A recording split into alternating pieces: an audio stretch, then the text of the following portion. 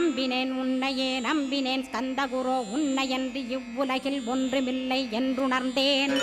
நன்கறிந்து கொண்டேன் நானும் உனதருளால் விட்டிட மாட்டேன் கந்தா வீடதருள் வீரே. நடுநற்றித்தானத்து நான் உனை தியானிப்பேன் பிரம்ம மந்திரத்தை போதித்து வந்திடுவாய்.